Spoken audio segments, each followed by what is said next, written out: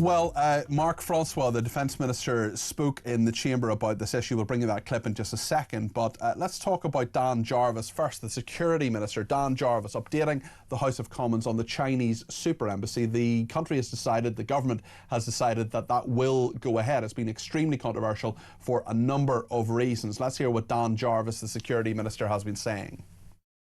Issues that continue to be raised in the media reports are not new to the government or the intelligence community, and an extensive range of measures have been developed to protect national security. We have acted to increase the resilience of cables in the area through an extensive series of measures to protect sensitive data. And I can confirm that, contrary to reporting, the government had seen the unredacted plans for the embassy. And this government has agreed with China that the publicly accessible forecourt on the embassy grounds will not have diplomatic immunity, managing the risk to the public. Well, we'll talk to the Shadow Defence Minister, Mark Francois, in just a second, but he spoke in the Chamber about this earlier. Let's have a look at what Mark Francois said in the House of Commons this afternoon. Let's call this what it is. This is appeasement of communist China. Yep. For economic gain. We tried that in the 1930s, and look where that got us. Why is this Labour government kowtowing to China, a communist regime that imprisons 1 million Uyghur Muslims in concentration camps for having the temerity to believe in God? Well, Mark joins me now. Mark, very strong words in Parliament. Do you think the government's going to listen? I would hope so. Peter, thank you for having me on. And I realise you might need to cut away suddenly to. We'll keep an eye on the President of the United States. Yeah. Trump, but I know how I'm being worked. But look, while I'm here, my father fought the Second World War, as you know, so I don't use the word appeasement lightly. But the thing I said just before the clip is there's a pattern of behaviour. So we had the government being weak on Jimmy Lai. They've not really done enough about these so-called Chinese secret police stations on British soil. They could have done more on that. Then we had the whole so-called Chinese spy case, when allegedly people were spying at China's behest on MPs in Parliament. That was dropped in controversial circumstances because it would have been embarrassing for the government with their relations with China. And now this national humiliation of allowing the Chinese to build a 21st century fortress, in effect, in London, right across the road from the Tower of London, our fortress. So when you take all that together, that is a pattern of behaviour, and that is an appeasement of communist China. We saw in the 1930s appeasement of dictators doesn't work. And the government are doing this. They've announced it today so that the Prime Minister can go to Beijing shortly and prostrate himself in front of President Xi and beg him for a trade deal because Rachel Reeves has broken the economy. So I use the word deliberately and with meaning. What, if anything, do you think Keir Starmer can get in return for this decision? This is a major decision that has been made. You and many others are calling it appeasement, capitulation, whatever you want to call it. Do you think that Keir Starmer is in any position now to say, give us back Jimmy Lai, for example, sort out the espionage, the secret police station, or is he just too weak now to actually get anything back for this in this horrible world of realpolitik we apparently live in? Well, we all want to see Jimmy Lai released. He should never have been in prison. But that doesn't mean that the government should have entered into some Faustian pact with communist China to get him released, if it turns out that is what has happened.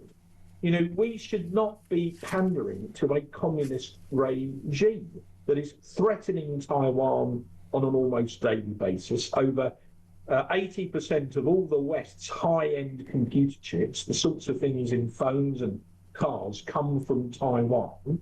If China were to capture Taiwan, all of that supply chain would be put at risk. So we should be standing up to China. That's what the British people want their Prime Minister to do. They don't want to see him prostrate himself in front of a communist dictator. And that's why people are using words like surrender, because to the man or woman in the pub, that's exactly what it looks like. We should be far more robust with China, and I think the government are going about it entirely the wrong way, hence my comments.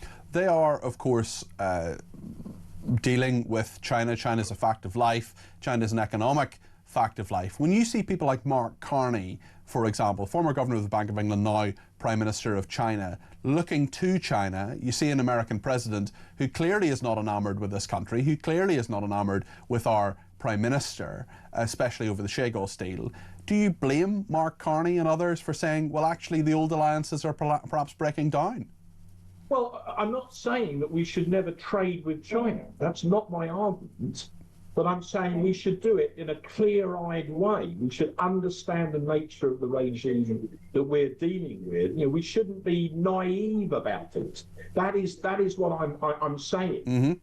And look, I've come hot foot from the chamber where we're debating another surrender to China indirectly. This absolutely bonkers deal to pay Mauritius, which is under Chinese influence. The Chinese have invested $1 billion in Mauritius in the past few years. But we're going to pay the Mauritian government £35 billion of British taxpayers' money to lease back a strategic base that belongs to us in the first place. I mean, this is utter madness. Well, one thing I agree with you, Mark, and one of the weird bits in all of this, I find, is that Keir Starmer keeps banging on about the Greenlander self-determination, and that's fair enough to make that point, but he doesn't seem to have any idea or conception or sympathy with the Chagosians' self-determination in all of this. Yes. You know, they have been very vocal about this issue, but our government is entering into a sort of devil's compact with Mauritius. I mean, it's madness. It's a bit like, Peter, saying we're going to pay Argentina £35 billion to rent back the Falkland Islands. It's sort of analogous where there's a strategic airbase. It's called RAF Mount Pleasant as opposed to Diego Garcia.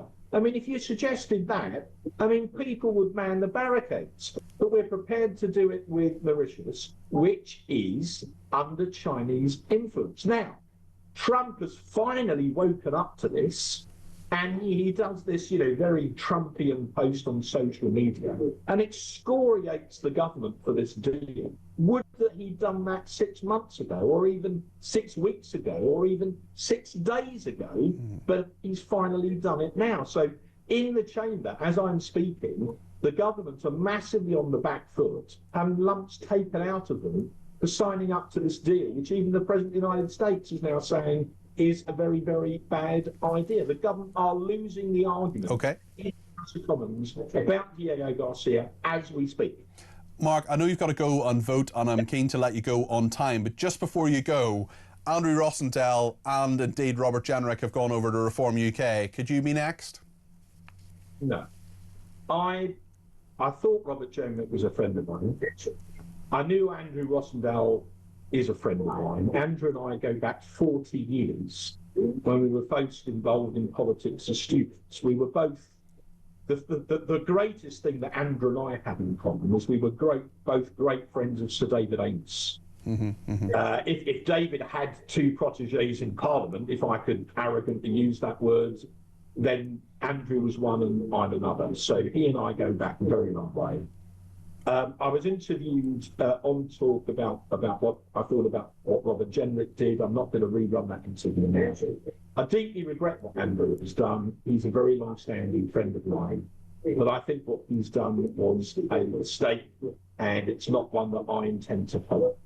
OK, thank you very much. Mark Francois there, who is the Shadow Defence Minister, also the Conservative MP for Raleigh and Wickford. Thanks for joining us.